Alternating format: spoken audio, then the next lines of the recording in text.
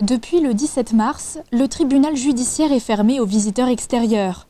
6 à 10 personnes travaillent en même temps sur le site, contre 100 en temps normal, le télétravail étant privilégié. Le personnel ne doit se rendre sur site que s'il est réquisitionné et pour la continuité de certaines activités. Il y a celles qui sont en lien avec les libertés et les droits fondamentaux. Il y a bien sûr le contentieux de la détention provisoire et du contrôle judiciaire. Il y a le contentieux en lien avec la détention.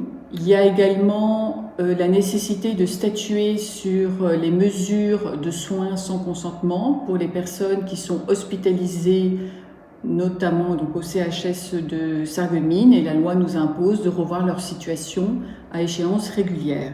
En plus de ces contentieux, d'autres sont prioritaires, comme le jugement en comparution immédiate sur décision du procureur de la République ou en matière civile, avec par exemple une habitation menaçant de s'effondrer.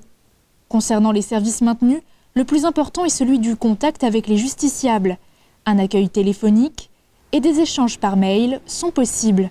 C'est important de pouvoir en effet être ouvert et être rendu destinataire de toute demande présentant une certaine urgence, qu'elle émane de la part des avocats ou bien évidemment de la part de tout justiciable qui souhaite exercer par exemple un recours, qui souhaite demander un renseignement ou qui s'inquiète sur la tenue d'une audience.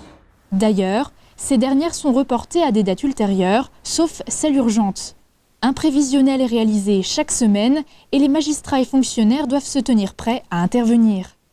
Seul le personnel nécessaire à l'audience d'urgence et le justiciable assisté d'un avocat sont admis, contrairement au public. Bien évidemment, depuis le début de la crise et le déclenchement du plan de continuité de l'activité, le recours à la visioconférence est privilégié.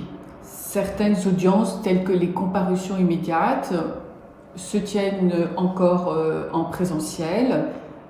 Nous avons aménagé la salle d'audience dédiée pour qu'il y ait davantage d'espace entre les différentes personnes présentes et pour qu'un certain nombre de règles d'hygiène soient respectées. Une fois la crise dépassée, quelles seront les priorités ? Pour la présidente, sûrement la préparation des nouvelles audiences ou encore s'occuper tout simplement du courrier. Une chose est sûre, les ordonnances pour alléger les procédures et démarches seront d'une grande aide lors de la reprise d'un rythme normal.